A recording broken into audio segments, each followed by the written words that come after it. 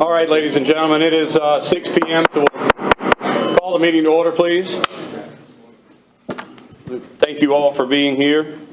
Anna, when you're ready for the roll call. Yes. Mayor Holland? Here. Mayor Pro Tem Messer? Here. Commissioner Taylor? Here. Commissioner Finch? Here. Commissioner Vogel? Here. Commissioner Normile? Here.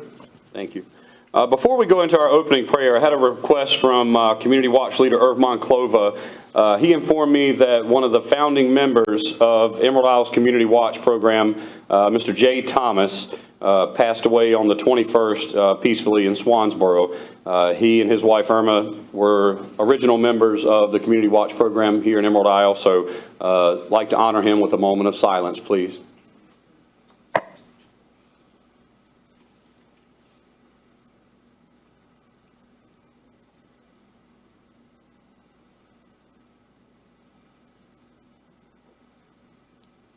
Thank you very much. This time I'd like to invite up a very good friend of mine, Pastor Freddie Braswell with Emerald Isle Baptist Church, to lead us in our prayer.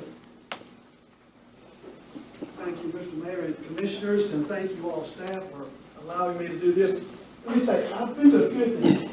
I've never heard so much talk and joy. Now in the congregation, if I hear that, I feel okay.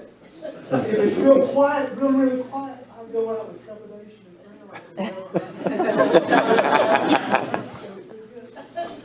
Thank you. Let's pray together. Lord, thank you for these moments when we can come and remember past, present, and be excited about the future.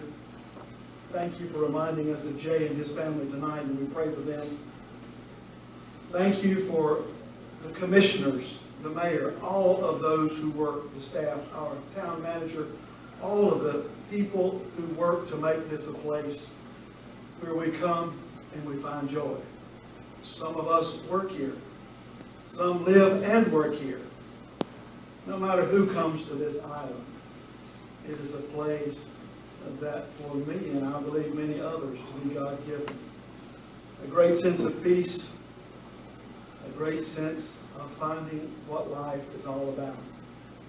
So I pray in this new year for the commissioners as they seek to find ways to make this place even better than it is, but certainly to know in their lives that they're touching more people than they could ever imagine. Every person that works here, lives here, supports, tries to do the best they can, understands what it is to find beauty in the midst of what often seems like to me to be paradise. Thank you, Lord, for the days ahead, and may you bless those people who work and who lead us in such a way that they can know that what they do will last for all of us a lifetime of great memories and great joy. Thank you for this place we live in. We do not take it for granted. May we enjoy it every day as if it is the most important day of our lives. Amen. Amen. Thank you, Pastor Freddie. Thank you, Freddie. Great to see you, sir. All right, if everyone will stand and face the flag with me for the Pledge of Allegiance. I pledge allegiance to the flag of the United States of America and to the republic for which it stands, one nation, under God, indivisible, with liberty and justice for all. Thank you. All right, item number 5 would be the adoption of the agenda. Is there a motion to adopt the agenda? So moved. All in favor say aye. Aye. Agenda is adopted, motion is approved. Item number 6 would be some public announcements we have upcoming. We'll observe Dr. Martin Luther King Jr. Day. Our town admin offices will be closed January 16th. Story time and pre-K play held Mondays at the community center at 9 a.m. Police educating the public. Next meeting is January the 17th at 10 a.m. here in the boardroom. The next golf cart advisory committee meeting will be held January 17th at 5:30 here in the boardroom. The next planning board meeting will be held January 23rd at 6 p.m. in the boardroom. The next Coffee with a Cop is January 26th at 9 a.m. here in the boardroom. Our next Neighborhood Watch Board meeting will be held February the 7th at 4 p.m. at the Police Department. And Friday Free Flick, movie night, I call it because I can't say that, February the 10th from 6 to 8 p.m. in the Community Center. And our next Board of Commissioners meeting will be held February 14th at 6 p.m. here in the boardroom. All right, at this time I have a special presentation. Do I have a microphone available? I want to walk around here, if that's okay. Is Paul Schwartz with us tonight? How you doing? Paul, would you join me up front, please, sir? Sure. Is this thing on? How are you tonight, sir? I'm well. Thank you. Paul and Maureen Schwartz, natives of Richmond, Virginia, discovered and fell in love with Emerald Isle in 1990. They bought their home at the Point in the year 2000 and became full-time residents in 2007. Paul's career in food service distribution spanned roles from sales management and marketing to GM. Since moving to Emerald Isle, Paul has served for 4 years on the Bicycle and Pedestrian Advisory Committee and for the past 5 years as president of the Point Windtree Homeowners Association. Paul and Maureen have 3 children and 3 grandchildren who visit as much as they possibly can. As a nature lover, Paul can be found logging sunrise miles on the beach and the park trails with his 2 dogs. Paul, the town of Emerald Isle proudly presents this certificate of appreciation to Paul Schwartz in sincere appreciation and recognition of your tireless dedication and leadership over the years to the Emerald Isle Planning Board. On behalf of the mayor, Board of Commissioners, staff, and citizens of the town of Emerald Isle, please accept this award as a token of our appreciation and esteem. Presented this 10th day of January 2023, Mayor Jason Holland. Thank you, sir, for everything you've done.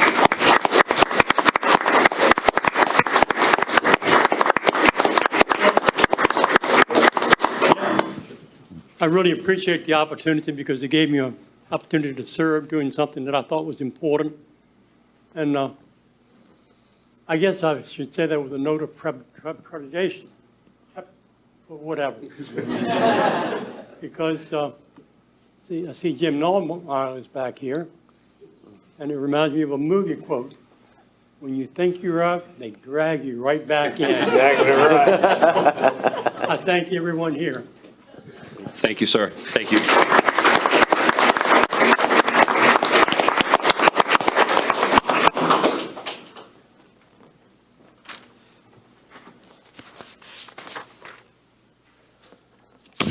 All right.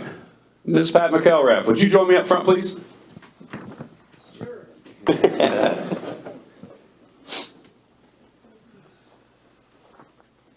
Came in my casual stuff today. You look fantastic. For those of you that don't know, this is retired House Representative Pat McElrath. Pat served 3 terms as Emerald Isle Commissioner from 1999 to 2005, and then served a partial term on the Carteret County Board of Commissioners from 2005 to 2006. In 2006, she was elected to the North Carolina House of Representatives and served there through last month. She exercised her right to not run for re-election this time.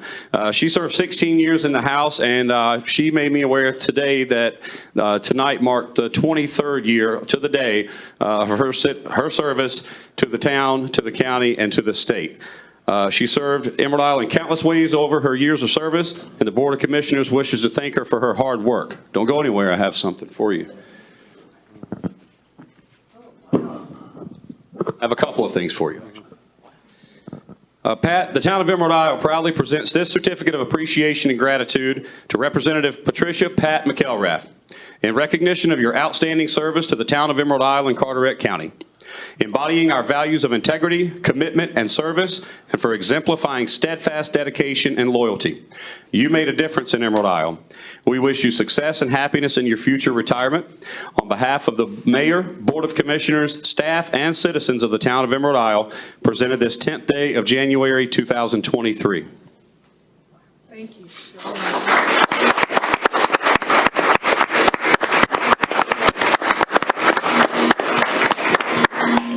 One more. Feet aren't tired, right?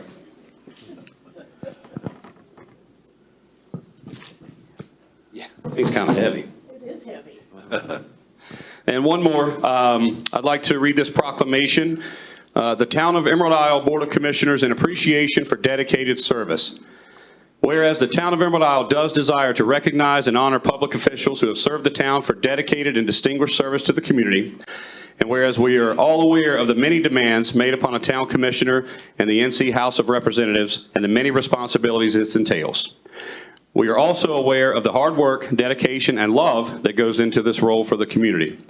And whereas Patricia Pat McElrath has rendered dedicated service to the town of Emerald Isle and to the Carteret County as a whole, and has accomplished many projects that will have lasting impacts on generations to come. And she has given so much of herself through the years of serving Emerald Isle and the surrounding area, but little thought is given to the time swiftly passing by, to the years which have come and gone. And whereas the time comes when all too soon it is time to end a chapter, it is time to move on to other things, the next chapter in our life. And whereas Pat has been a true gift to her coworkers, mayors, and boards, and the state at large, whereas it is the desire of the town of Emerald Isle to recognize Pat's dedicated service as she retires after serving in government roles since 1999.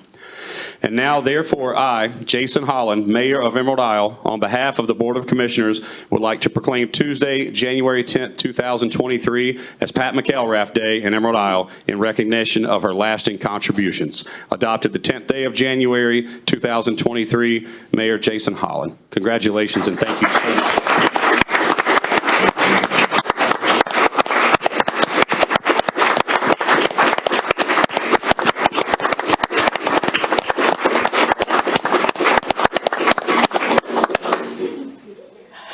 Thank you all so much. Thank you, Mr. Mayor and Commissioners, Mr. Mayor Pro Tem. And thank you to all the citizens who came back. My seatmate here a few years ago, 23 years ago, we just decided, John Wooten is here tonight. So I'm just so proud that he came out for this. And for all of you, thank you for taking the time. I just want to say that we live in the best town in all of Carteret County and all of North Carolina.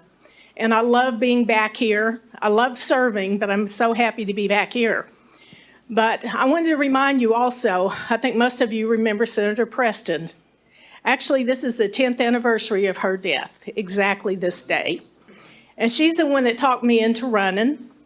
And I just want to memorialize her and all that she did. And thank her for her service to the town of Emerald Isle too, in the state of North Carolina. But I really appreciate all y'all for coming out, and thank you for these wonderful things and for those beautiful flowers. I haven't had flowers in a while, but thank you again so much. Don't leave me yet.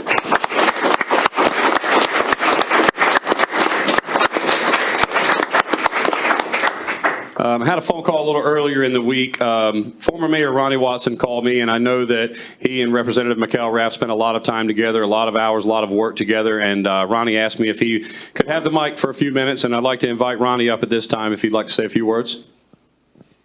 Oh, thank you so much. I appreciate that. Did you get those flowers? There we go.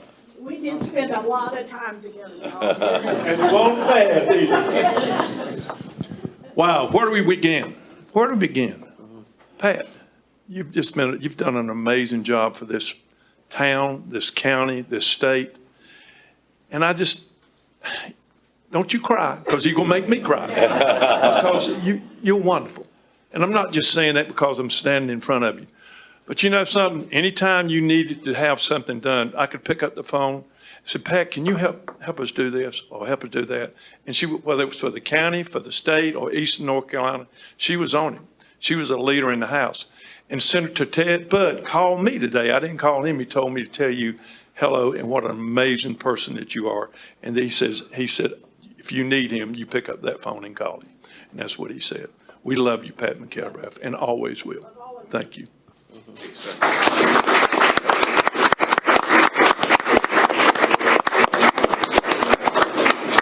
Guys, if we could, I think it's worthy of a picture with Representative McElrath. Could I get you guys around front to get a quick picture, please?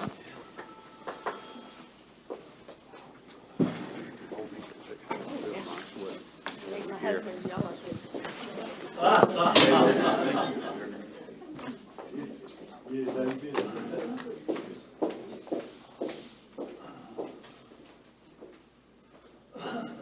They were talking about the years passing and staying away. Well, the things that have come are 50 pounds and 500 wrinkles. I'm not going away in these 20 years. You might have to switch spots. We'll put her front and center. Thank you.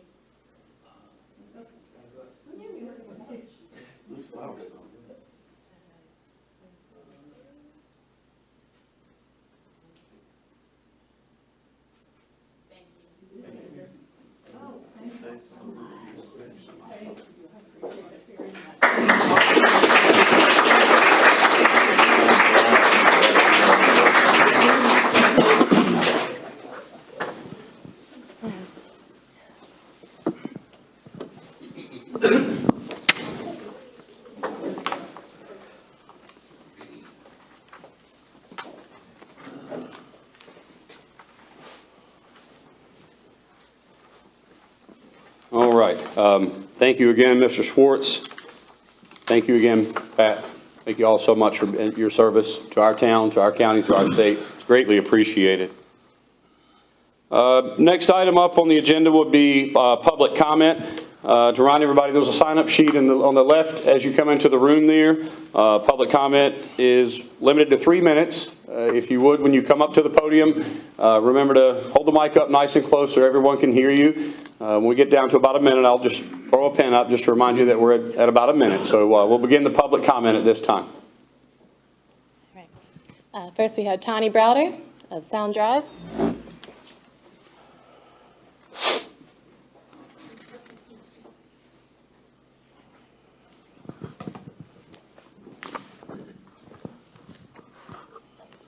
Tony Browder, 7515 Sound Drive. As you know, I'm not a public speaker, so I wrote it down, and I'm going to read every word of it today because I missed some stuff last time.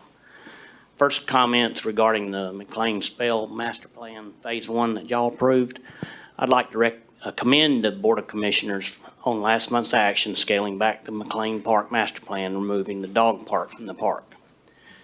My request tonight is to request reconsideration on the exercise stations and replace them with educational placards that can be used in conjunction with the shelter structure to create a coordinated educational theme for the park.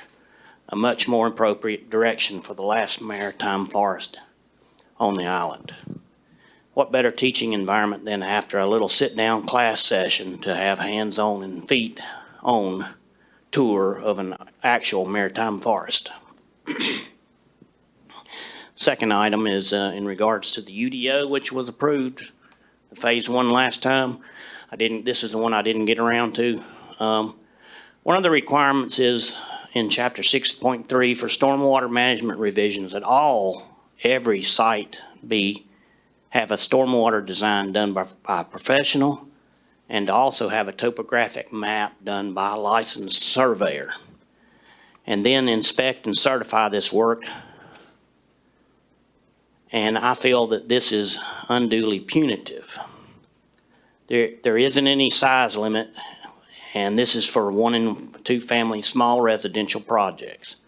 I am one of those design professionals, so you might think there's a conflict of interest, but I'm trying to talk myself out of work. As soon as you mandate a topographic survey and an engineered plan, you'll be adding thousands of dollars to every one of these single-family homes, no matter how small. There's no limit in the wording. It just defines small as less than 10,000, but doesn't give you any exemptions. Requiring engineered plans, inspections, and certifications is a huge burden on a small development like a single-family home. And I know some are thinking if it's so easy, it won't take but a minute and can't cost much, but unfortunately, they are mistaken because creating an accurate base plan, existing contours, landscape requirements, criteria, percentages, erosion control, stormwater plans, takes a great deal of time for an engineer because he's required to do it to a lot more strict requirements than a typical homeowner.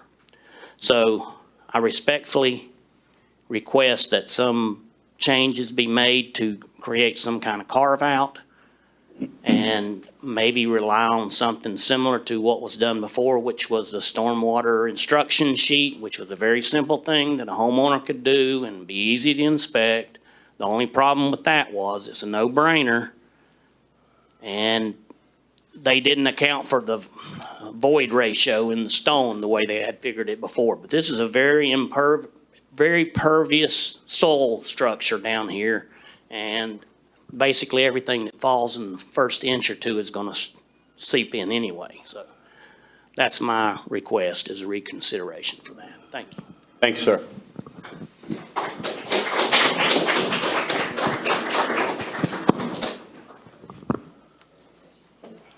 Excuse me. Next, we have Lane Harris. Oh, I just resigned again. Lane gets perfect attendance for tonight's meeting. Phyllis Venters.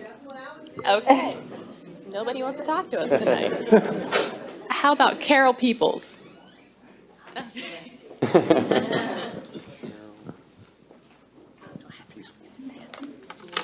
Okay. I'm Carol Peoples, 401 Hickory Street. I am also not a public speaker, so I'm going to read pretty much what I've written here. I'd like to speak briefly about the planning board vacancy.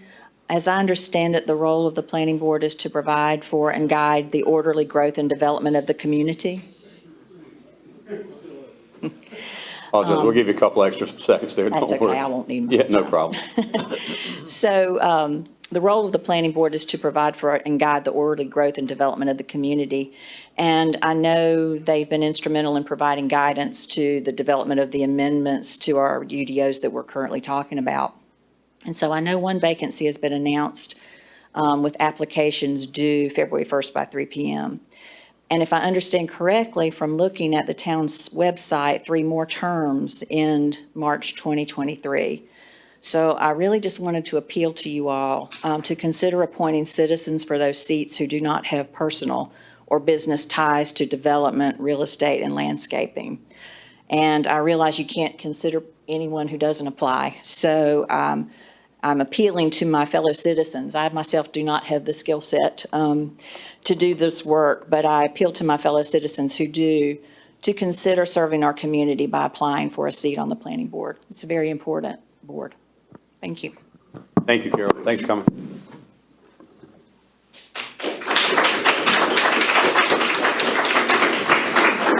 All right, and finally, we have Fury D. Rogatis. I tried. Thanks for hearing me. I should have done my homework a little better. I didn't know it was going to be this formal. 137 Fawn Drive, in Emerald Isle. Two-part question. I have a rodent problem at my house. And it's because of the house next to me is the main fault, which is not taken care of. People show up that live there. They're on the tax record, which I talked to the gentleman at the town hall, maybe once a year, maybe once every year and a half. The yard is in disrepair, the house is in disrepair. It's a neighborhood eyesore.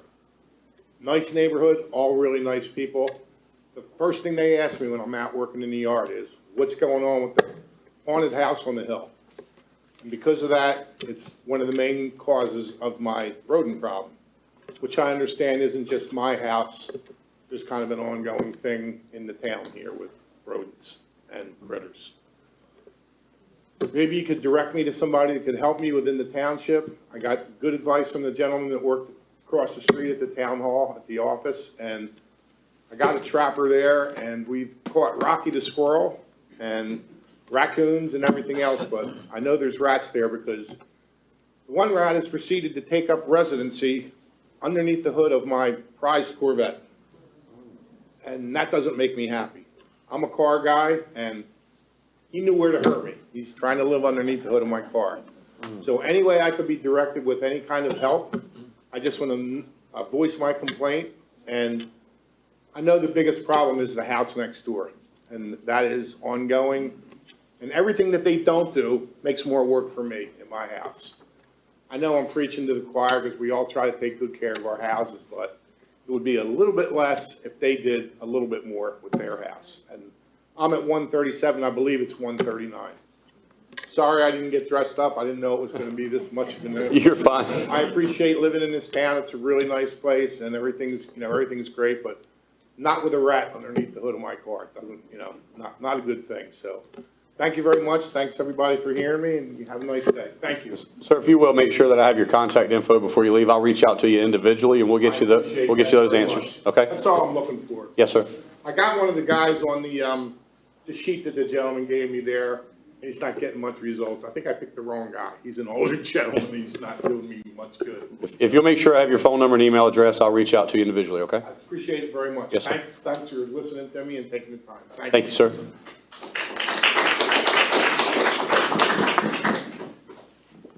All right, any others for public comment? That's all that signed up? Can't have rats eating up Corvettes, man. No, that struck a chord with Commissioner Messer. He's the biggest, he's one of the two biggest Corvette guys in the room. Yep. All right, item number 9 will be our consent agenda. Is there a motion to adopt the consent agenda? So moved. All in favor, say aye. Aye. Motion is approved. Item number 10 will be our Emerald Isle Fishing Tournament donation presentation, so I'll call on Commissioner Mark Taylor to lead us on that. All right, thank you. Excuse me. I got 2 things to do here. Can I help you in any way? Or? Yeah, come on up. So if I could have my volunteers come up, my committee to come up with me and stuff. Thanks. And the mayor come up here and help us out. There's a group, we started out about 5 years ago and started this fishing tournament, and we decided to do it with to make scholarships and dredging, and it's because of these guys all walking up right now, it's became a great hit, and it's really done great for us, great for the town. Got great support from our committee up here, my brothers that sit on the board with us and sisters, and town staff helps us out so much. But these guys, it's a one-day fishing tournament. You think one day is, you go out and fish for a day and you forgot about it, 3 weeks later. But it's an all-year-long project. It takes a lot of time and effort to go into it, from looking for scholarship applicants to filling out the paperwork for that, to talking to guidance counselors, to going out and looking for sponsors, to finding tents to sit under when it's a hot day out there. But these have become some of my great friends up here, and we have a lot of fun doing it. So thanks for your support. Thanks for letting us do it. But the good news is we had a very successful auction last year. The night before the fishing tournament, the Islander donates some space for us, and we get a bunch of donations come in, and we auction it off. And 100% all the funds go out to the community, whether it's scholarships or dredging. And this year we're doing even something a little bit special because our town staff, a lot of them volunteer for, like Laura over there, for example, she volunteers to come out and help with it the night before. And then we got town staff that come out and bring us wheelbarrows to bring fish up. It's just an ongoing process all along. So this year we've got 2 new things that we're doing. Actually, last year we did dredging, which was one thing, but one thing we didn't do was going to do a new thing for our town staff. We're big with education at Emerald Isle for our town staff. We want to try to educate our staff members, let them have the opportunity to get more educated and promote them within the staff. And in turn, that services our community and gets our community a lot stronger. So you, for example, you can take a basic paramedic and then you can just take different levels up, or a fireman or a policeman. So it's amazing what they can go out and do. But they work hard for us, they serve the community, and this is another way that we can give back to them by going out and fishing one day. So we're having a good time doing it. We're getting to fish, and we're getting to help them out. So the first thing I want to do is, first off, thank my group up here, and the mayor also. He helps out so much. Before he was the mayor, he was a huge helper with the tournament. Now he's even bigger, and he's our mayor that comes out and helps with us.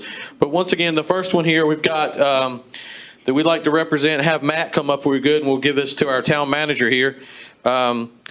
This money will go back, this first one goes in what we call is dredging projects, and we'd like to present this $5,000 to the town of Emerald Isle to use for future dredging spots that they might need to use along the way. Little spot dredging spots come up once in a while, and what this does, it takes off for the tax burden for some of us, because we try to give back every year, like Bogue Inlet, for example, every 2 years, they might do some spot dredging out there, and the town contributes to that along with the other towns around the area and stuff, and this money goes out to trying to help that out a little bit. So the first one's $5,000, so thanks to my volunteers, thanks to all the people out there for doing that.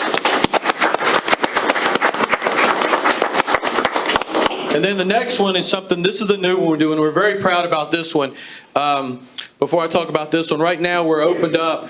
We're going to give away this year six $3,000 scholarships to local high school graduates, totaling $18,000. So anybody in Carteret County that's graduating in 2023 can apply for this scholarship, along with Swansboro, our neighbor sister, and we all share the Bogue Inlet. So we've been doing it every year. Last year we were able to give out 6. The year before we gave out 4, and then it was 2 and 2. So we've grown every year just a little bit. But this is something new that we're doing this year.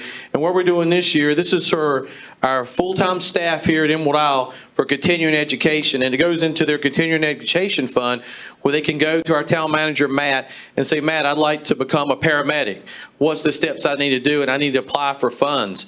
And so we have a fund set up while we're raising this money for them, so there's a place for them they can go and get educated. And in turn, when it's time that you need a paramedic, that person's going to come out and they're going to be fully trained.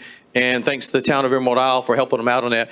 So once again, I'd like to give this to our town manager here. It's $10,000. And I'd like to go into our continuing education forum for our full town staff. Any kids that are graduating, please tell them to reach out to their guidance counselor at their local high school inside Carteret County or Swansboro, and they can get an application and fill out the application for our scholarship. It's a $3,000 scholarship. We pay it directly to the college or the higher education they want to go to, trying to keep it in the marine field because that's what we're all kind of doing up here, anywhere from a boat builder to a marine biologist, but there's all kinds of fields out there as long as they're in the marine field. And our hopes were that by giving out this money that they might come back to, since this is their home when they live at, and they'll be educated and maybe help us out a little bit more with dredging projects or stuff that might help in the marine field. So once again, thanks for your time. Thanks again to all my guys up here and for just helping us out. And thanks for the town of Emerald Isle for all the support they give us. Thank you very much.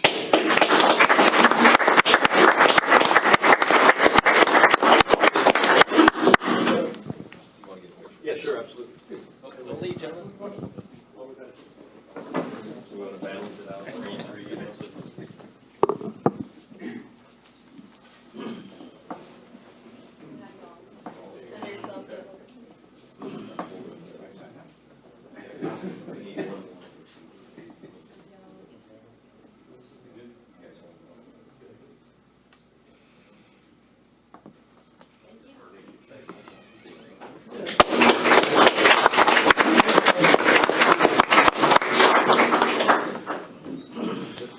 Good job, Mark. Thank you.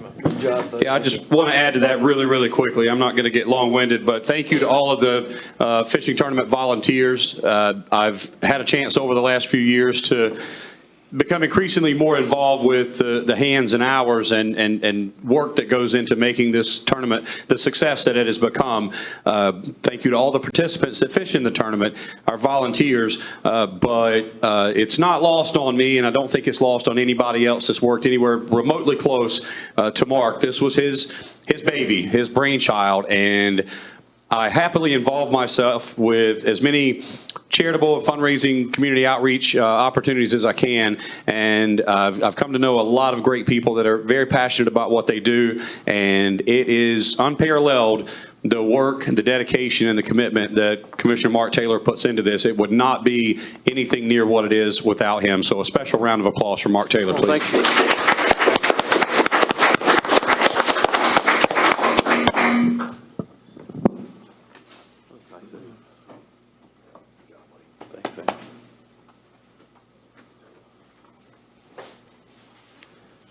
All right.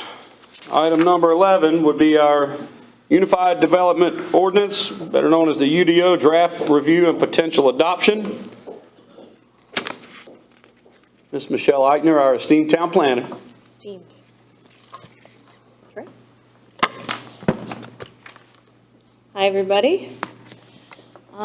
Tonight, we're going to be looking at the Unified Development Ordinance updates. I've got a PowerPoint that's coming up, but we've reviewed this a handful of times, both individually, one-on-one with commissioners, as well as in front of the whole board at the December meeting, and again, kind of as a workshop at the budget planning retreat.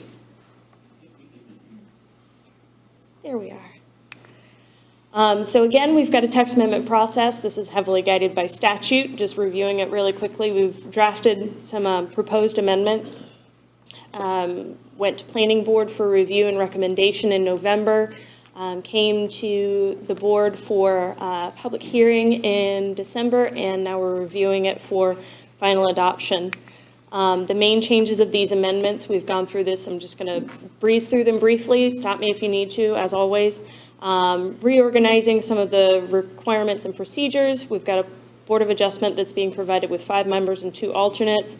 We've got the stricter stormwater management requirements with the smaller impervious threshold, and that all those plans are designed by a professional and certified by the professional as well. 15-foot side setback for our oceanfront and inlet hazard beachfront properties, regardless of plat date. Prohibition on parking decks or garages, stacked parking, and then removing some redundant provisions in Chapter 6, the building regulations. Again, just showing our oceanfront parcels and identifying the inlet hazard parcels. Those are, that was the item that was added by planning board, making sure that that's a well-defined item. We do have headway for phase 2. I won't go through all of these. They'll be coming to you within the next week or so. But we plan on kicking off drafting here probably tomorrow and moving forward with all these items for the next 6 months or so. Are there any questions as far as these amendments are concerned? Any questions or comments from the board at this point? No, sir. The resolution I've provided is a combined statement of resolution and ordinance adopting the amendments. So if there aren't any questions, staff would request that the board approve the amendments as proposed. All right, thank you. Thank you very much. Any discussion from the board? Any suggested action from the board?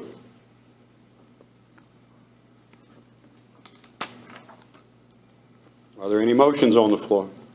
Mayor, I'll make a motion to approve the resolution of consistency and ordinance amending Chapter 6, Building Regulations, and Appendix A, Unified Development Ordinance.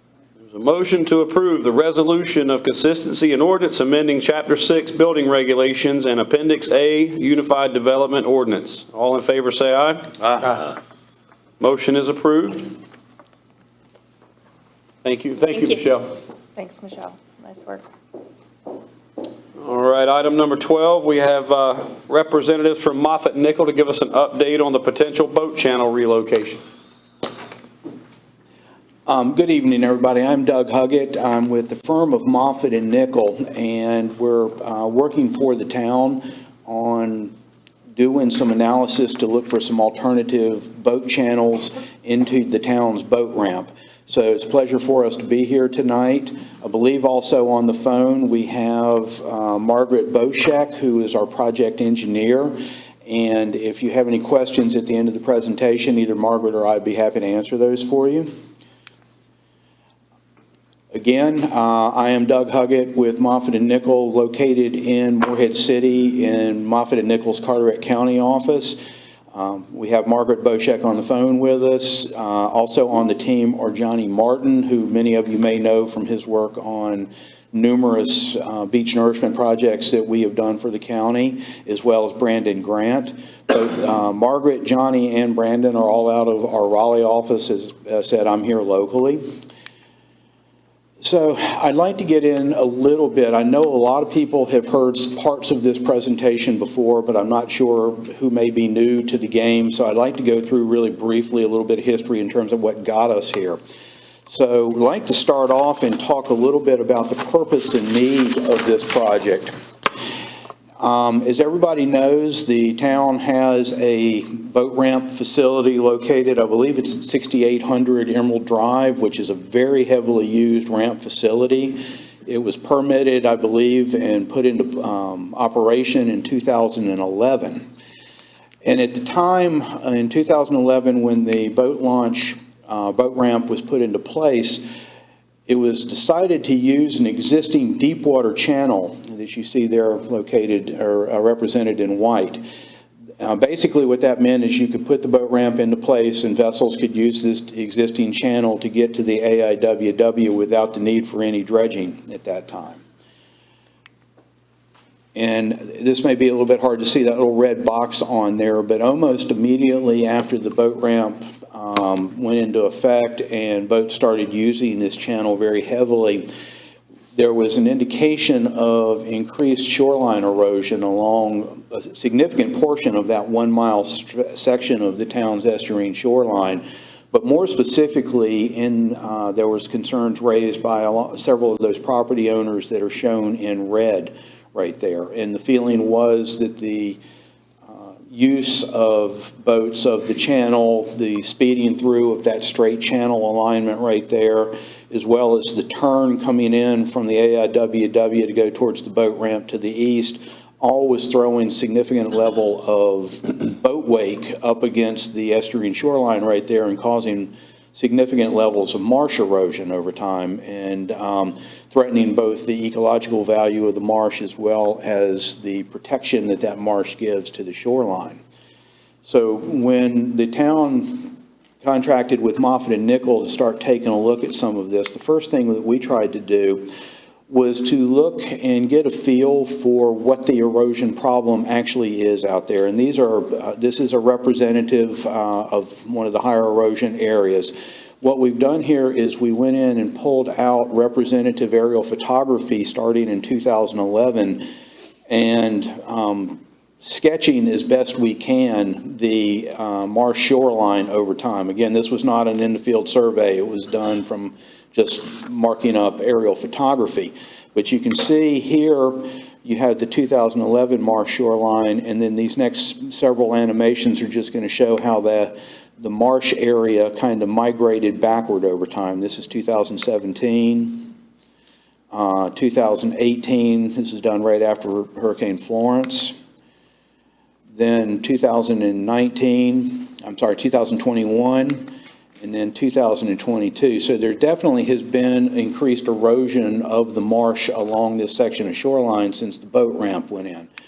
We're going to draw attention to this just very briefly, that there is very little difference in the 2021 and 2022 marsh boundary sketches.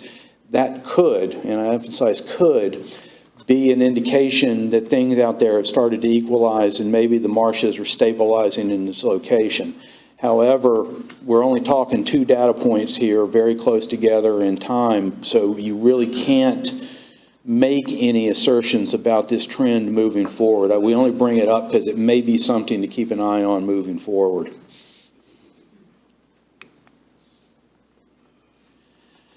So again, purpose and need here. These are just, everybody knows how heavily used the boat ramp is, and the vessels coming in and out of that boat ramp channel. You can see 5 or 6 just in that one picture to the left.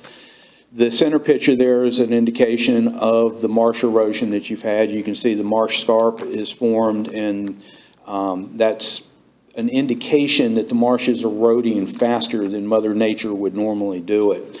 And some of the property owners out there have actually tried to put some living shoreline structures in, which I believe the photo on the right is an indication of.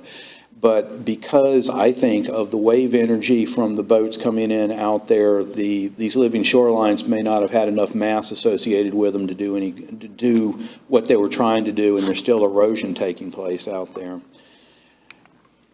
And then we like this picture right here that shows some kind of a speedboat just going through that straight section at full bore. And I think everybody can see, you can already see some wakes coming into the shoreline in that picture from other boats that have gone by. And this is just going to accelerate that problem. And this is just at least a major factor to chewing up a lot of the marsh fringe along this section of the estuarine shoreline. So, the town contracted with Moffitt and Nichol to do an initial survey of some alternatives, trying to look at alternative channel locations that may be able to be constructed that would take the boating pressure off of the existing current channel and try and move the majority of the traffic away from those shorelines so that the eliminating the energy problem with the boat wakes and things of that nature. Did I do that? All right. I apologize. Must have gotten nervous and hit a button. So what we did, this initial survey that Moffitt and Nickel did for the town was more of a desktop analysis. And what that means is we were trying to use existing readily available data to kind of put some temporary or preliminary lines on the ground about where there might be some options for alternative channels. We used some LIDAR bathymetry data, which is a remote sensing mechanism that can go ahead and determine things like water depths. It's relatively accurate. And what we were looking for, based off of that 2019 LIDAR data, was we were looking for a channel that would give us, either naturally or through some dredging, at least a 3.5-foot water depth. We think that's the minimum necessary to allow for recreational boater usage through an alternative channel. And the design for the channel we were looking at was also going to be a channel that would allow for two-way boat traffic and would be 40-foot wide. So we were looking for that. We were also looking at and using some data layers that were available from environmental agencies within the state of North Carolina that gave us some areas of past presence of submerged aquatic vegetation and shellfish habitat. And I'll go into SAV, or submerged aquatic vegetation, really quickly.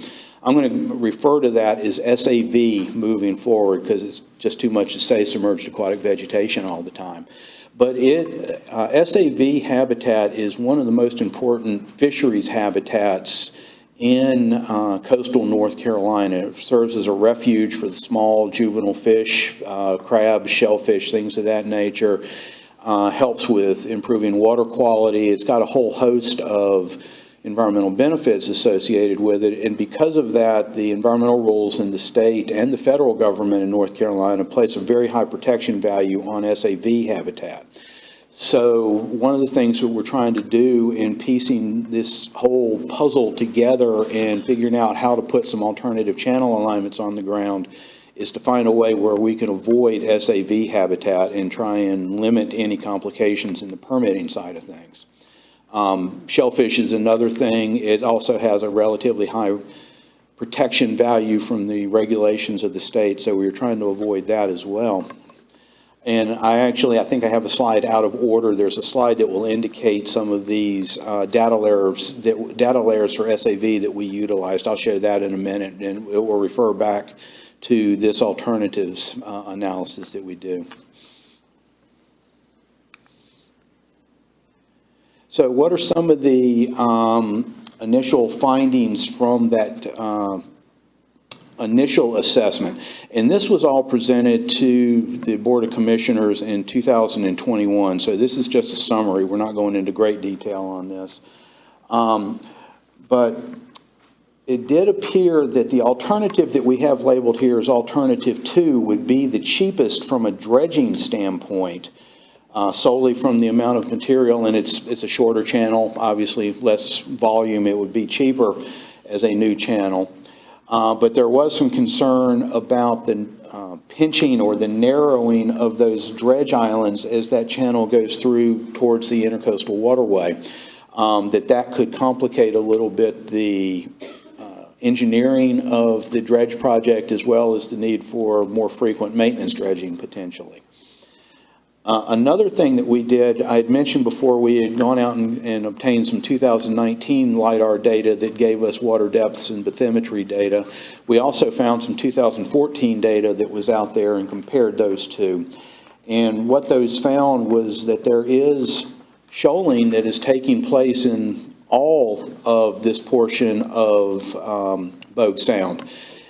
Shoaling or infilling, et cetera, what that means is that anything that you do, including not doing anything and just letting the current channel that you have now stay, you're eventually going to need, in all likelihood, to do maintenance dredging of that existing channel even if you choose not to move forward with either of these other two alternative channel designs that we have. So just keep that in mind in the deliberations moving forward.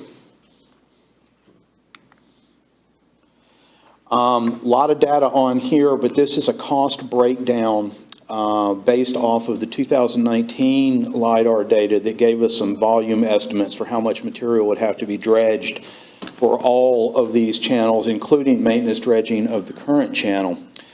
And I'm not going to go into great detail on this, but what you have here is we've got breakdowns of cost associated with dredging if we were to only dredge any of these options down to a minus 3.5 foot, give you 3.5 foot of depth, which we think, again, is the minimum necessary to allow for your boating traffic. We also looked at a minus 4.5 foot depth to give a little bit of buffer, and then we looked at a minus 6 foot depth, which we think gives the maximum buffer before shoaling takes effect, and it would lengthen the time between your initial dredge effort and when you may have to get out and do maintenance excavation. So we draw attention to those values right there. Again, not to let the cat out of the bag, but we're probably going to be recommending that 6 foot depth be pursued if an alternative channel is chosen by the town. And the cost at the time, based off of the 2019 LiDAR data, to dredge either alternative 1 or 1A, which is kind of a spar channel, would be roughly in the $1.5 million range. Keep those values in mind because we will be coming back to that in a little bit, talking about some updated data.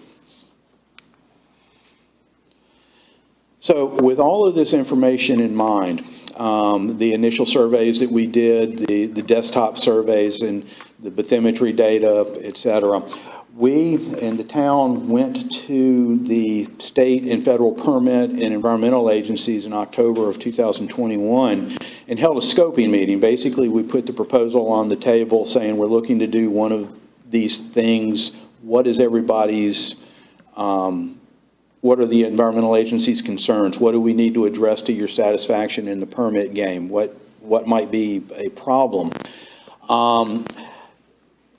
The biggest issue that I took away from the agencies came from the North Carolina Division of Water Resources, and this is the agency that manages the state's water quality certification program. And they indicated that within an area like this, these waters are classified by the state as outstanding resource waters because they are very high quality, and we call these ORWs. And within ORWs, the rules that the Division of Water Resources operate under do not allow a project to be permitted if it's going to involve the dredging of SAV or shellfish habitat. Again, this points out the importance of trying to avoid those habitats with whatever our final alternative alignment might be. The Division of Marine Fisheries kind of compounded on those concerns and indicated that for those agencies to be able to make an informed decision on the value of the habitat that may be impacted by one of these channels, they would need to see SAV and shellfish surveys done on the ground. They also followed up and wanted some additional bathymetric and bottom composition surveys done. The State Wildlife Resources Commission also indicated they would need to see some surveys for the alternative channels. And the National Marine Fisheries Service added to that and said they'd want to see if there were SAV or shellfish resources present, a significant effort at avoiding and minimizing those resources. So that basically, those were kind of the marching orders for us at Moffett and Nichol and the town moving forward in trying to further refine the search for an alternative channel. So this was the original project cost, I believe, that was presented to the town, to the Board of Commissioners in 2021. We estimated the environmental surveys would cost $125,000. Permitting, engineering, construction, various things in that manner would be $170,000, and the estimated dredge cost would be up at $1.5 million for a total cost of $1.825 million. Again, this was based off of the initial LiDAR data. I think it's very appropriate that the Representative McElrath is here today because The town was awarded, did apply for and was awarded a shallow draft grant of $130,000 from the state shallow draft fund. What is more advantageous for the town is that because of some legislation that Representative McElrath did go ahead and introduce and got approved into the budget, the town did not need to provide any match for that grant funding. So just another indication, ma'am, of where you've been a major friend to the town.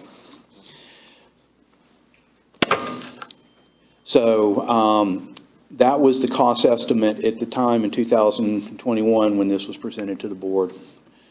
Following the receipt of the grants to cover the surveys, a team from Moffitt and Nickel in September went out and did a submerged aquatic vegetation survey and a shellfish survey, and more detailed bathymetry data on water depths was collected. And the data that was collected in November of 2022 was much higher quality than the LIDAR surveys that were done previously. And these, again, are the two channels, the alternative channels that we studied when we did the environmental surveys. This is a slide I should have moved earlier in the presentation. This is just a layering of all of the various SAV data that the state had in terms of past surveys and polygons showing where these things were, dating all the way back to 1981, when there was quite a bit more SAV in the area. You can see that several of our channels go through areas, especially some pink areas, that indicate that was an area that SAV existed, 40 years ago. But our surveys to more recently are not showing something near this dense. So this was just something else that we used to help us refine the location of those alternative channels.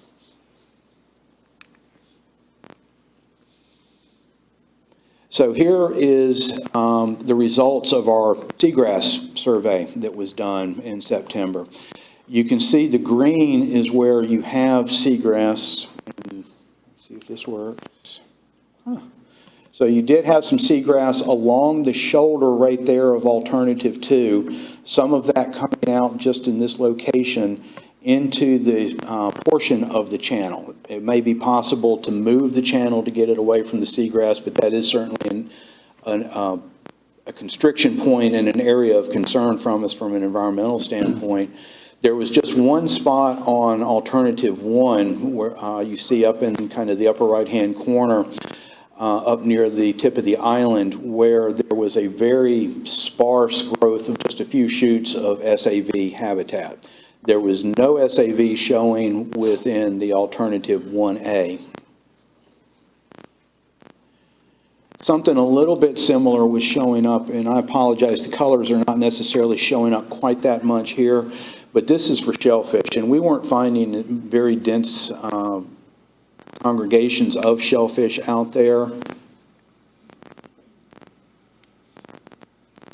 But there were some shellfish, same basic area that you had the SAV right there. And then there was one shellfish located right there in alternative 1. Quite a few of these shellfish resources that we were finding appeared to be dead shellfish, but alive relatively recently. And the reason we put those in there is we do think that's an indication shellfish may be utilizing that area, and it might warrant some further investigation on our part. But again, really nothing showing for the majority of alternative 1 or 1A, and some minimal concentration of shellfish in the same spot where there's some SAV habitat on alternative 2. So the summary of our site surveys, I will apologize, this is a stock photo of SAV. It's not Emerald Isle SAV. Emerald Isle's SAV is white. So we did find some limited SAV habitat in the shoulder area of alternative or channel 2. Just one use shoots channel 1. But one of the things that's really important to point out here is that the SAV species that we surveyed for was all a species called Halidula. And in Rogue Sound, you have two different species of SAV that grow different times of the year, and then they disappear. In the spring and early summer, you have a species called Zostera that grows, and then it will die off, at least visually, and you have the Haliduli growing in the fall. So our fall survey, after the grant from the state was received, only picked up the peaks that would be associated with the Haliduli. State agencies have asked us, in order to do an adequate job of surveying the entirety of the SAV habitat out here, that we'll need to go back out in the spring and potentially early summer and do an additional survey for the Zostera. So I do want to make sure that we make that clear. Then we did some additional bathymetric surveys. And what you can see here, the harsher colors, as I like to call them, the reds, oranges, a little bit of purple maybe, are an indication of shallower water depths. The blue that you see for the majority of the existing channel is showing deeper water depths, but when you get into the area where it goes through the island section to get to the AIWW, it does shallow up significantly. So while the majority of the current channel may not need maintenance dredging in the very near future, the choke point there at the islands might go ahead and kick in. You see some pretty harsh colors and some shallowing on alternative 2 as you get up to the island there. A little bit more volume excavated there because there's a lot more material there, shallower water depths currently. Alternative 1 is relatively consistent up near the island with a little shoaling too.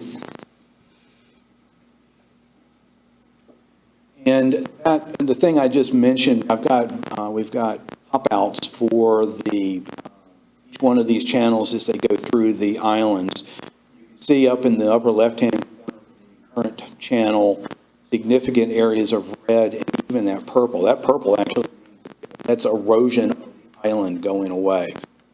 And probably goes into your channel right there, and you're seeing the reds and the oranges that shallowed up quite a bit. Also seeing some erosion for alternative 2, a little bit for alternative 3, and shallowing in right there too. That's just kind of a natural geological process, shoaling in between some of these islands.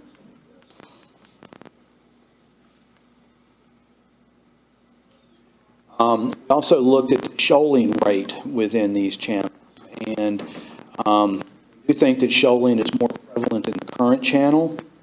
In the current channel, our estimates are that you're seeing shoaling of about 2.2 feet per year, whereas within the alternative 1 channel, for example, we're only seeing half of that at 0.1 foot per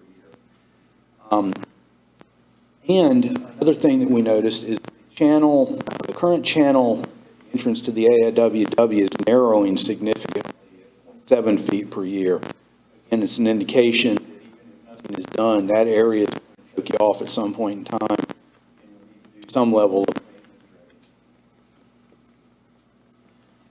This is just a little animation showing that current channel through the island. And just you can follow it there, relatively decent channel. Starting to see then over time the island eroding away and shoal from the other side pitching in and just a general shallowing of that area. Currently are expecting that to continue as the island is trying to move to the northeast, basically, and the eroded material is going into the system. So in terms of the dredging, if you would only want to do maintenance dredging, this is a volume estimate. Volume estimates will go into cost estimates a little bit later. But if you only wanted to dredge the existing channel to the minimum necessary of minus 3.5, you can do that with only generating about 400 cubic yards of material. But the mobilization cost would be the same for that amount as it would for the larger amount. You go all the way up to the 6-foot water depth, which is what I think we may be recommending to the town, looking at about 24,000 yards of material that would out of the current channel, take it 6-foot depth and 40-foot width. So keep that $24,000 value in mind for just a moment. For alternative 1 and 1A, you have more dredging volume if you were to only go to minus 3.5. But if you were to go to minus 6, you're looking at right around 26,000 cubic yards of material as opposed to the 4,000 that we mentioned for the current channel. So it is more, but it's not, in our opinion, significantly more. And if you were to choose alternative 1 or 1A, it would give you the benefit of providing extra protection for the town shoreline along this 1 mile section. Alternative 2 is got lesser volumes, and alternative 1 is only at about 19,000 cubic yards of material to be dredged. Again, we would expect that due to a shorter distance, but do keep in mind that we think it has some environmental obstacles that might make it a little bit less desirable for the town to proceed with. So to get down to what everybody's interested in, the cost of dredging. It's really hard for anybody to really give a good estimate of how much dredging is going to cost. A lot of it's going to depend on what contractors may be available at the time you put the project out for bid and what kind of equipment they can use. The most expensive method of dredging probably for these would be what we call mechanical dredging. That's a bucket excavator loading to a barge, offloading to a site, high ground site, etc. We also have on here for offshore disposal. I don't think that's likely. This material could not meet state sediment criteria standards. So mechanical dredging would be more expensive. If you get a hydraulic dredge, which is a pipeline dredge, which you're used to seeing on the beaches when you have beach nourishment projects. If you do that and find a nearby disposal area that you can pump the hydraulic material into, that would be a cheaper option. However, the problem with that is finding that disposal area near shore. They're really few and far between. A lot of the ones that are in this area have been owned or managed by the Army Corps of Engineers for use for the waterway dredging. And some recent policy changes the Corps of Engineers has had make it more difficult, if not impossible, for anybody other than the Corps of Engineers to use those disposal. So, again, we don't know what method would be chosen, but that unknown does go in a little bit to the cost estimate we came up with. So we came up with a conservative estimate of about $60,000, $60 a cubic yard cost for dredging with a standard $200,000 mobilization and demobilization cost.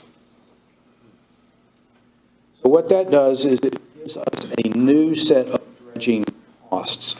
Again, remember the costs that we went over a while ago, presented in 2021. They were based originally on the volume estimates generated on our survey data. With the more recent bathymetry and the fact that there's been shoaling between 2019 and 2022, there's additional volume in each one of these channels that would have to be dredged. Bottom line on that is that most of the cost estimates went up around $200,000 for each one of these. And I'm going to show you that just using as an example, the dredge alternative, dredge cost estimates for the 6-foot depth dredging proposal. And if you remember, for alternative 1 and 1A, originally we were looking at a cost of around $1.5 million for the dredging. Now with additional volume added in, we're looking at about $1.75 million. So a couple $100,000 addition because of that added volume. So, we wanted to give some key findings of this updated assessment for the town to be aware of where things stand. We talked significantly about some of the environmental concerns associated with the alternative channels, the SAD and shellfish, alternative 1, especially alternative 1A, appear to be the best candidates from that perspective. Keep in mind, we do need to go back out and do a second SAV survey in the spring, which could change some of these determinations. We also are finding that there is significant shoaling taking place out there. No surprise to anybody throughout the entirety of the sound. And that we do think that there is going to be maintenance dredging associated with any option. Either maintenance dredging after a new dredging of a new channel, or maintenance dredging sometime in the not too distant future of the current channel. We're thinking, we know the question will come up after the new channel is dredged. How soon do you think we may have to go back out there and do maintenance dredging? That's a pretty variable request. Storms have some impact on that and things. But we're thinking that if we go to -6 foot with a new channel, you may be looking at maintenance excavation on a scale or a schedule of every 7 to 10 years, something of that nature. And then we also want to make clear that while the cost of dredging alternative 1 or 1A does have the highest cost when you go to that -6 foot depth, it is only 7% higher than the cost associated with maintaining that existing channel. Again, 7% is real money, we understand that, but it also would provide the added protection to your shorelines. So let's get down to what the updated cost associated with the project moving forward would be.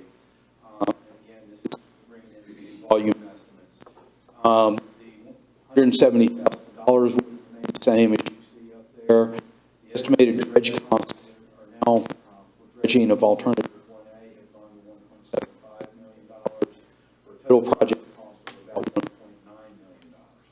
Now, we don't have it up here because applying for and obtaining grants is not a certainty, but there are a significant number of grants and other mechanisms available that can help limit the cost of this $1.9 million to the town itself. So we would certainly want to work with the town and apply for state or federal grants and whatever else may be available. Last slide before we get to the questions. Timeline. Realistic pace. We have already gone through the grant, the first round of environmental surveys, and the bathymetry studies in November. We're in the process of delivering the final assessment right now. Of course, we do need to do another SAV survey in the spring, which you see there for April and June. Then after that, we would want to open up regulatory discussions again with the agencies and start finalizing the plan, narrowing the focus of what we're going to do, ultimately reaching a point where we're looking for permit applications to be prepared and submitted around October of this year. We have a wide time frame between February and April of 2024 for permit acquisition. It's very difficult to put a tighter time frame on that for projects that are somewhat complicated. But assuming that we can obtain permits in April of 2024, we would go in the May to September time period, work with the town on project bidding and contract approval, all of those types of things.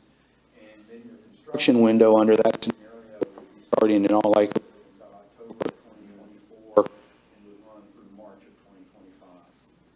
So I apologize. I know that this has been a huge amount of data, and we did think that some of these older content was very important to bring up to the town. Appreciate everybody's interest in staying with us throughout the entire presentation. The Moffitt and Nichols team is really excited to continue to work with the town of Emerald Isle, and anything we can do to help you out, please let us know. And we are available now to answer any questions that anybody may have, either myself or, again, I believe Martha Boschek is on the phone who can also help out. So thank you. Thank you, sir. Thank you. Any questions from the board at this time? Just a comment, but. Yes, sir. Go, Mark? I was just going to. Questions or comments, yeah. Question first, just a question. On the current channel that's there, if I understand correctly, you said it's closing in about 0.7 feet a year, is that correct? at the mouth, at the, I understand it, sir. The shoaling of the channel, shoaling at about 0.2 feet per year.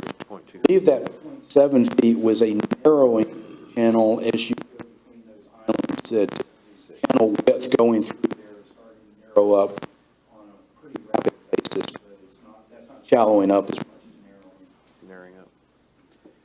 So with that time, we know that one number there, what would you, if it continues on that path, for that to completely close on the path it's on now, how much time do we have left before that should completely close? I know it's a kind of a hard question to answer, but in the same sense, if you just took that mouth and went it from there, do you have a number that you would? I would be scared to give one for a lot of reasons. One, I don't know that that 0.7 is going to continue at a static rate. Right. Plus, I can tell you from experience being out there doing seagrass surveys, there is a huge flow when tides are coming in and going out through those island inlets, if you will, that as you get to a certain point, that those tidal flows may help to maintain a certain, I don't know what that might be. Okay. So, don't know that I can answer that any better than answer. That makes sense. Thanks. Thank you. Jim. Commissioner Norman, you got a comment? A comment, and just want to verify something with Matt or Doug. The money part, certainly important. Personally, I don't have any money questions for now because we really don't know what the environmental agencies are going to dictate. And by the time we get to potential dredging, those numbers are going to change again, and we don't know for sure which route or how it may be adjusted. So for me, set that whole money question aside temporarily. The part I do want to verify with Matt or Doug is just to make sure the environmental agencies, Doug, in the report, and you mentioned it tonight again, I appreciate you covering that. The environmental agencies want another SAV study done for the whatever grass it was. Yeah, that stuff. That weed, yeah, that's right. So that must be done before you can do a scoping meeting, another scoping meeting, I assume? Just making sure. Yes, sir. So the way I see it, no action required from us. They're on automatic pilot. Let's get it done. Is that where we're at? Yes, sir, unless directed otherwise. Okay. I just want to make sure there's nothing required of us and make sure everybody that's with us understands that the environmental folks want some more studies done and it is what it is. And we'll talk about money when it's time to talk about money. That's just an opinion on the money part. Thanks, Mayor. Yes, sir. And correct me if I'm wrong, Matt or Doug, just so that there's no potentially perceived delay as far as the SAV studies. I saw that the next one was slated for spring. It's my understanding, correct me if I'm wrong, that those studies are potentially scheduled out for the spring because that's when that particular SAV, it's growth season. Is that right or wrong? Yes, sir, that's correct. You have to do the surveys during the growing season. The growing season can start as early as May, but it's somewhat weather dependent. We're probably looking at a June-ish timeframe to get out there, but you do need to hit it during that growing period. If you miss that, even if you don't find anything, that doesn't mean it wasn't there. So we're looking at that time period as the growing season. Thank you. I want to clarify that for myself and anybody else that's watching or reading over the reasoning for the scheduling of that survey. Yes. Thank you. Anyone else? Questions or comments from the board? Do you see any problem being able to schedule that and get it accomplished moving forward for the grass survey? You can get it done in June? Yes, we can. We've got experience now in putting this together. The group you saw out there before was the same team that will be out there doing the survey in the spring and summer. So we don't anticipate a problem. We've got it on the calendar well in advance. Cool. All right. Thank you, sir. Mighty comprehensive update. We appreciate it very much. Thank you. And I apologize for the data that we provided. Good stuff. Thanks. Gotta have it. Thank you. That's great. Yes, sir. Thank you very much. All right, moving on to item 13, we'll have our comments from the town clerk, attorney, and manager. And any comments tonight? None for me. Any comments from our town attorney? Mr. Zapp? Yes, sir. Wanted to clarify, our town attorney shift has officially transitioned between Richard Stanley's office and our new firm. So want to let everyone in the public know that our attorney was with us verbally tonight on telephone, and that we are also planning that transition for an in-person situation as quickly as possible with that new firm. My report tonight, want to bring forward to the public's attention and remind everyone in the space that we've had a very good run the last 36 to 40 months, and that in that period, the town has procured $9.8 million of FEMA 428 funding, procured $535,000 of FEMA 428 funding, nearly $1.2 million of COVID-related funding on our second tranche, and also have a commitment in the state budget for nearly $1.8 million of this exact conversation that we just sat through. That puts us at 13 million committed plus in the last 36 months, and that we're also pending with the state on an additional $2.6 million in grant funding, which would put us at $15.6 or $7 million of non-local tax dollars that would go into our budget and help make improvements in Emerald Isle. So want to thank again Representative McElrath for her diligence, her strength and assistance, and all that she's done for us. And also let our folks know that it's very important that we, on a normalized $12 million budget, have a game plan. And the board spent 2 days last week working on our 2023, 2024, and 2025 immediate, intermediate, and long-term roadmap. And I want to explain to our friends and guests that are in the space and also online watching us tonight, we're very thankful that in 2022, we had over 21 identified initiatives, and the staff was able to achieve those goals with the leadership of the team sitting in this position. We've identified 23 very important goals for the upcoming 12-month period, and we will take the data that we learned tonight from Mr. Huggett and the team at Moffitt and Nickel and adjust our plan for 23, 24, and 25. But just in a general recap, the takeaway in round numbers, over $15 million of grants acquired and secured and potentially executable in the next 24 to 36 months here in Emerald Isle. It's just great news. And what does that mean in practical terms? 2 brand new fire trucks, 2 brand new ambulances, an opportunity to rebuild Fire Station 2 at a cost of north of $3 million. All of these are health, life savings, and property protection. And we couldn't do that without the group that we have in this place and space, from the state and federal level all the way down to boots on the ground locally. So tonight is your cheerleader good news report of we are working very hard to maintain the lowest tax rate we have, second lowest in beach communities, and that lowest county tax rate in the state. So it's very important that we're, as Representative McElrath indicated here tonight, I believe that we're living in one of, if not the best communities in North Carolina. And we do have a lot of people to thank. So if there's any questions in my office, just a little bit of thank you back to the board for helping us get to that position for the start of 23. Thank you, sir. All right, we'll move on to comments from our Board of Commissioners. As usual, I'm going to mix it up a little bit. We'll start with Commissioner Finch. First of all, I'd like to thank Commissioner Taylor for all his hard work and your team. And job well done. It'll mean a lot to the community. And Pat McElrath, thank you for all your service for the town of Emerald Isle and for this state. It's outstanding. What can we say? And lastly, I just look forward to a new year working with you and for you, and hope that we have a tremendous year. It looks like we're going to, because there's a lot of people out there working hard every day to make this place even better than it already is. Thank you. Thank you, sir. Commissioner Normile. Last. I know. I know, I'm excited. It'll take 14 minutes and just talk. Ms. Pat, thank you so much.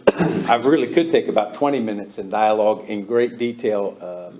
Many things that Pat has done for us, specifically in regards to everything water, everything sand, and everything green.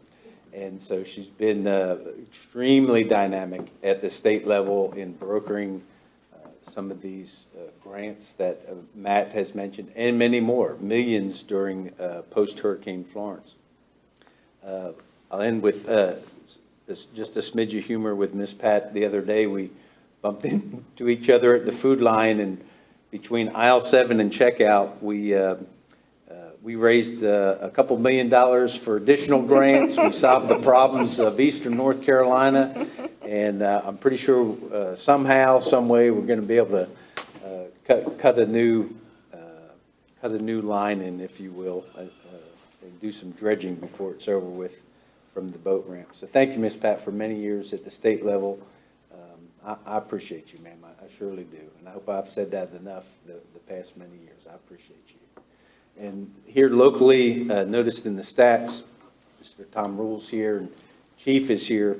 Emerald Isle, we're not regrettably crime-free like anywhere else in America, but I have noticed for a year-end stat, our larceny numbers are down 23%, our burglaries down 14%. We don't have a lot of that to begin with. We do have a little bit. But those numbers are still down, and I think that's because we have a great community watch program. People know to say something when they see something. I don't hide it. I like our chief. I think he does a great job, and he's got a good team to do it with. So crime's down, money's up. I think I'm done there. No problem. Thank you, sir. Commissioner Vogel. A couple of things. Mark, awesome job on the fishing tournament. To come in front of the group and present a check northwards of $15,000 is an incredible thing. We talk about millions and thousands, and we kind of throw it out there. I took a step back the other day and just thought about how I used to buy candy for a penny and take $20 out of the ATM when I was in my early 20s, and so that's a significant amount of money to come back to the town, so congratulations. St. Patrick's Day Festival is coming up. Sponsorships are open. Everyone's hitting the streets, Cole included in the back there. So if you get hit up by one of those, I encourage you to support the festival. We couldn't pull it off without sponsors. Pat, thank you so much. Thank you for being here and for everything you've done for Emerald Isle and for North Carolina. And many of the others in the audience tonight, too, that I noticed that came out in support of you, who've been instrumental in where we are today. And I just feel so encouraged and impassioned to continue those legacies for people who have done great things for us. So thank you. Thank you, ma'am. Commissioner Taylor. Well, I second everybody what they said up here, and I can't thank you enough either, Pat, for what all you've done for us. It's you honestly can't look around anywhere in Emerald Isle and can't see something you haven't touched and made positive for. So it's just amazing. You look back 20, 30 years and there's something you've done, and what's great about it, you're going to get to enjoy it 30, 40 years from now too. We're still going to be looking around, and all of us will know that's something that you did for us. So thank you. And thank you for the kind words about the tournament. It's a lot of fun, so I enjoy doing it. So thanks for the privilege to let me do that. So I have a lot of fun doing it. Thank you. Thank you, sir. Commissioner Messer. Jim, I know what you mean now when you get the last shot. Yeah, Everybody said everything. It's tough to go last. But reiterate, Mark, fine job on the fishing tournament, and not enough words to say about Pat. Good thing or bad thing, she got me started up here almost 22 years ago. So, but bless you. Thanks for everything you've done for our town, and you're a special person. Thank you, sir. I'll keep it short and sweet here. Just a few things to mention. First off, thank you to the UDO committee and town staff for the work that you've put in to these UDO amendments and revisions. It's I firsthand witnessed what a massive undertaking that is. So my hat's off to you on that. Thank you to Paul Schwartz and Pat McElrath for their contributions to Emerald Isle. No matter how long you've served our town, long time, short time, sometime in the middle, it is greatly appreciated. It's the passion that you both have shared and still continue to share is very evident. Thank you to Moffett Nickel for their comprehensive update. I know the boat channel relocation is a big thing around here, and hope everyone trusts that we're doing everything we can, and Moffett Nickel are doing everything they can to see this thing through if it's at all possible. Thank you to the public for your participation in our town meetings. I was commenting to a couple of commissioners before we started tonight that it's like attendance is up. I've been in this chair for a little over a year now, and it's great to see the public coming out and participating and making their voices heard. It's a testament to how much you care about where you live and work and play. So great job there. Another hats off to Mark and his team for making the fishing tournament what it is.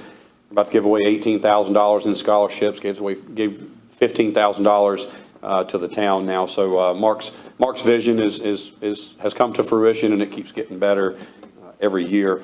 And if you know someone that's graduating, please encourage them to apply for those scholarships. It's what we do it for. It's what Mark started it for. And if you have someone in the house, if you know someone, please encourage them to apply for those scholarships.